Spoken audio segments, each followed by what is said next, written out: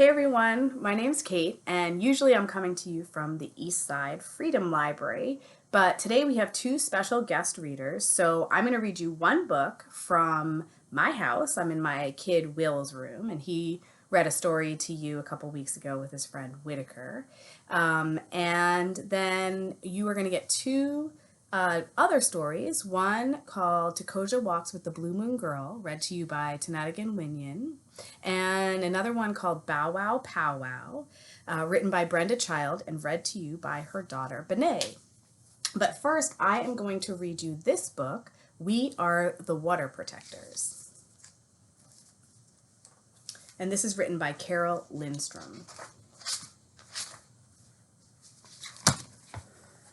Water is the first medicine, Nokomis told me. We come from water.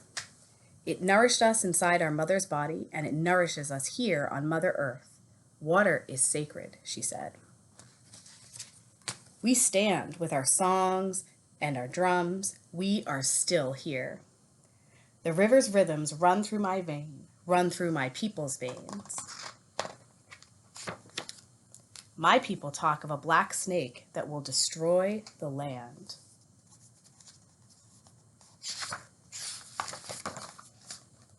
Spoil the water, poison the plants and animals, and wreck everything in its path. When my people first spoke of the black snake, they foretold that it wouldn't come for many, many years. Now the black snake is here. Its venom burns the land, courses through the water, making it unsafe to drink.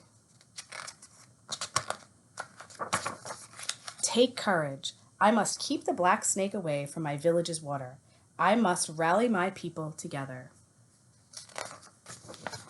To stand for the water, to stand for the land, to stand as one against the black snake. We stand with our songs and our drums.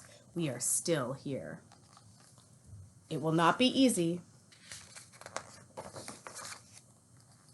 We fight for those who cannot fight for themselves. The winged ones, the crawling ones,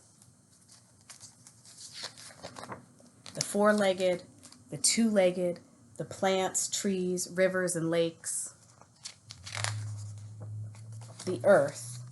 We are all related.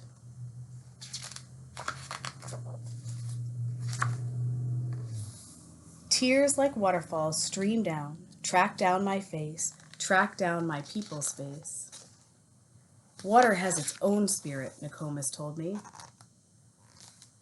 Water is alive. Water remembers our ancestors who came before us, she said. We stand with our songs and our drums. We are still here. We are stewards of the earth, and our spirits have not been broken. We are water protectors. We stand. The black snake is in for the fight of its life.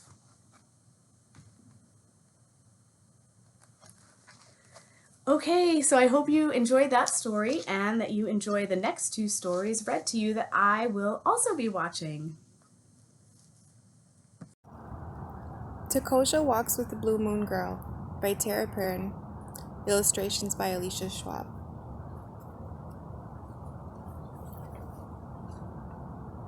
Black Bears and Blueberry Publishing.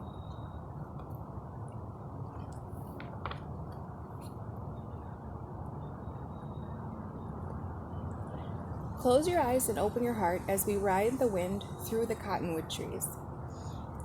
Then we will flow with the river down into Ianto Bluestone Village. That is where the story of our family begins. In the village there lives a little Takoza, grandchild. She is very curious and walks with a good heart. Her family calls her by her Dakota name, Hanwi To Yuhamani Wichichina, walks with the Blue Moon Girl. Her Kunchi, grandmother, calls her Takoza. Takoza enjoys spending time with her Kunchi. She learns new and exciting things every day. She loves learning about the earth and all of its treasures, how the seasons come and go, each one having its own gift to share. Winter is when Kunchi sews her beautiful star quilts. In winter, Kunchi often hangs her lanterns at all four directions to honor the north, south, east, and west. Then, together, they fill the kettle with water and make cedar tea, and feast on bread with maple syrup.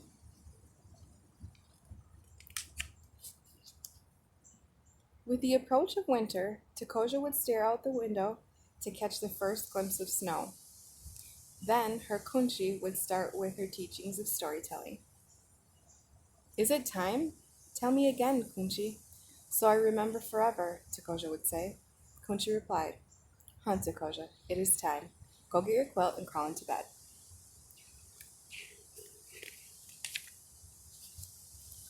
Kunchi would tell Takoza stories of how the rabbit got his long ears, or why the wolf howled to the moon.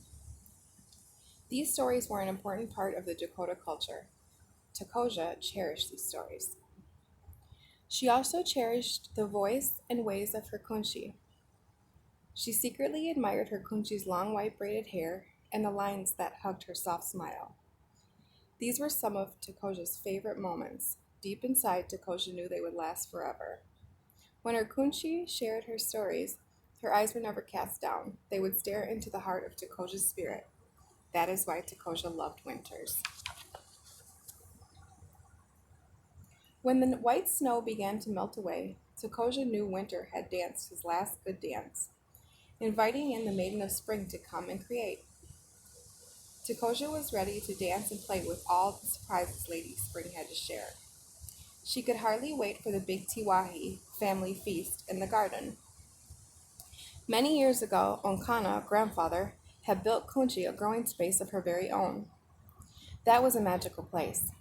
Takoja felt it every time her feet would enter the gate to the garden. That piece of earth would make her bare feet dance jingle and fancy at the same time. Kunchi called her garden Dobo Wakan, sacred four.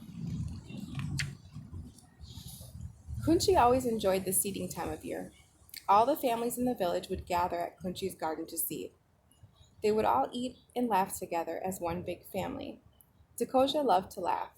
She loved to run and play too, but she especially loved to laugh. There were raspberries and blackberries in a corner of the garden. Takoja would whisper to Kunchi, Kunchi, are the berries ready yet? Can I try them? Takoja, the berries are almost here. Yes, you can try them, Kunchi whispered. Takoja, you must remember all great things grow with time. These seeds are sacred like you, Takoja. We must honor them in a good way. Kunchi unfolded a piece of cloth and bent down to show Takoja a bunch of tiny seeds. You see, Takoja, everyone must pray over these seeds, because like you, they need a lot of love to grow. Like me? I am not a seed, Kunchi. I am a little Hanui girl, exclaimed Takoja. Yes, you are, Takoja. But you are also a sacred seed in our family's garden. You were born into the world from the drum of your mother's heartbeat, made up of all the love and strength of the ancestors before you. Like all young seeds, you are carried by many hearts and drums, said Kunchi softly. Right then, Kunchi dug a small hole and sprinkled some seeds into the earth, and then gently covered them. Look, granddaughter, we can't see the seeds growing inside of the earth, just like when you were growing inside of your Ina, mother's belly. Yet we know in our hearts something so special is being created. Then what happens, Kunchi? Asked Takoja with her curious eyes. When Tate Wind whispers to the trees, they carry that prayer into their roots, inside Grandmother Earth. That is what creates the love inside each and every seed. Wow, Kunchi, I must have been made with a lot of love because look at how big I am. I just keep growing bigger and bigger, Takoja said very proudly. Takoja, you see, everything Creator made is here to help you grow. That is why you're so big. All of the people sing and pray over you. All summer, the village waits patiently to watch you grow. Just like the seeds here in our garden, we all have our part. During the day, the sun grows you. At night, Takoja, moon sings you to sleep. This is why we have Tiwahi, family, to help you get the water you need. They even help pull away the weeds to make more space for you to grow. So one day you'll produce good fruit that will feed all of your people, said Kunchi lovingly. Can I feed the animals and bees too? I do not want to feed the icky mosquitoes, but I will feed the bees, Takoza said with a slight grin. Huh, Takoza, you will nurture and feed all living things just as all living things have fed you. That is the sacred circle. That is how it must be, especially now in this time. Our ways in sharing this love will revive all there is and ever will be, said Kunchi. Takoza looked at her Kunchi, held out her tiny little hand, and smiled her biggest smile. Takoza understood. Her heart was her seed. It was strong, and it had enough power to love everything forever. It could create enough love to carry the universe and generations to come. She stood up and looked around at all the animals, the flowing river, flowers, and trees too. Just then, Kunchi placed a few seeds into Takoza's small hand. Takoza's heart was so full that her eyes began to swell up with love. She grabbed her Kunchi so tight and kissed her fat cheeks. I love you, Kunchi. Thank you for helping my seed grow. I want to hear your stories forever. Can I keep you, Kunchi? Can I keep you forever? Huh, Takoza, you can keep me forever, said Kunchi. Kunchi gently moved Takoza's hair away from her glowing face and told Takoza these words. Always make time to listen to your heart. It is forever growing, learning, and teaching. Your heart is big, and its drum song is a growing prayer. It teaches us to honor all things that came before us and pray for all things that will come after us. I will listen, Kunchi. I promise I will. Plus, you'll always be here to remind me. Right, Kunchi? She asked. Huh, Takoza, Kunchi replied, and placed her hand over Takoza's heart and said, I will always be right here. One day, however, my spirit will fill up with so much love it will become too big for this little old body. On that day, your little ears will no longer hear my voice, because my voice and spirit will live inside of you. Then our hearts will become one, said Kunchi wisely. Takoza looked sad for a moment. Then she felt very peaceful because she knew her Kunchi's love was strong enough to last forever. Kunchi leaned into Takoza and kissed her fat little cheeks and said, So, Takoza, are you ready to plant your seeds now? At that moment, Tate Wind danced through Takoza's hair as Grandfather Sun kissed her face. The garden seemed to be singing and dancing around them. Takoza felt it living and growing with her. She knowingly placed her seeds upon the earth and replied, Huh, Kunchi, huh.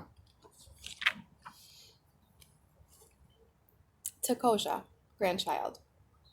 Tanagidan Winyan, blue hummingbird woman. Ianto, bluestone. Tiwahi, family. Kunchi, grandmother. Unkana, grandfather. Dopo Wakan, sacred four. Ina, mother. Tate, wind. Hawi to Yuhamani Wichichina, walks with the blue moon girl. Huh, yes. Hanwi, moon. Thank you for listening to Takoza Walks with the Blue Moon Girl. Always honor your heart and grow your seeds strong. Anin friends, I'm Brenda Child, the author of Bowwow Powwow. This book is very special to me because it's based on some of my own experiences growing up and also those of my daughter. We were fortunate as kids because we had very close relationships with our uncles. And Uncle is one of the characters in the book, along with Windy Girl and Itchy Boy. Itchy Boy was a real dog that lived at one time on the Red Lake Reservation in northern Minnesota. In fact, he was my own mother's childhood pet. There are a couple of other people that are really important to the making of Bowwow Powwow. Gordon Jourdain translated the story into Ojibwe, and Jonathan Thunder illustrated the book. My name is Benay, and today I'm going to be reading Bowwow Powwow, written by my mom, Brenda Child, and illustrated by Jonathan Thunder.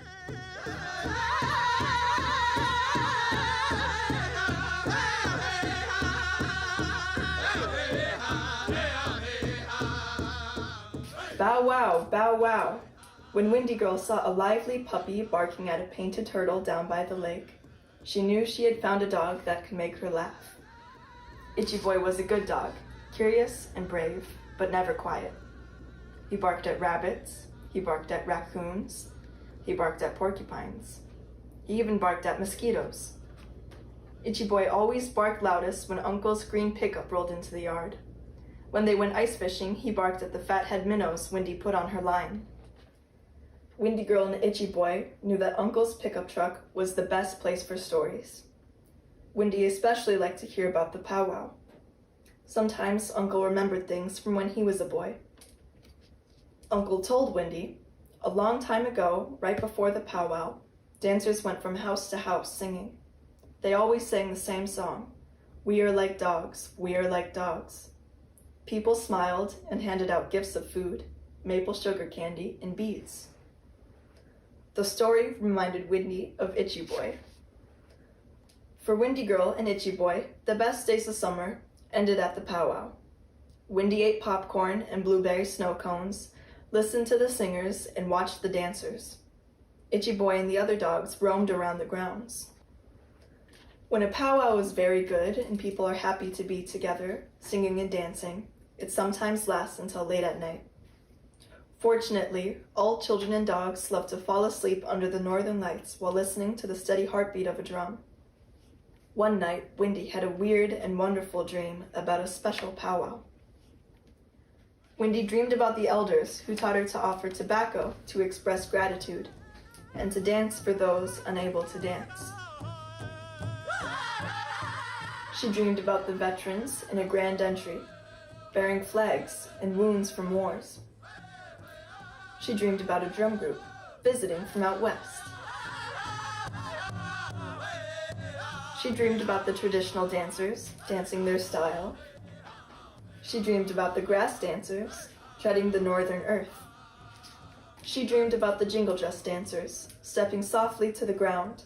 She dreamed about the fancy dancers twirling bodies of color. She dreamed about the tiny tots learning to move in tempo. She even dreamed about the powwow stands selling Indian fast food. Bow wow, bow wow!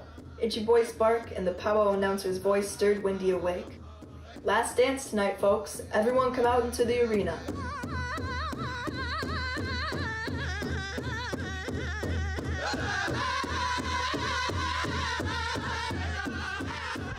That night, Windy Girl understood the powwow is always in motion, part old and part new, glittering and plain, but still wonderful, almost like a dream.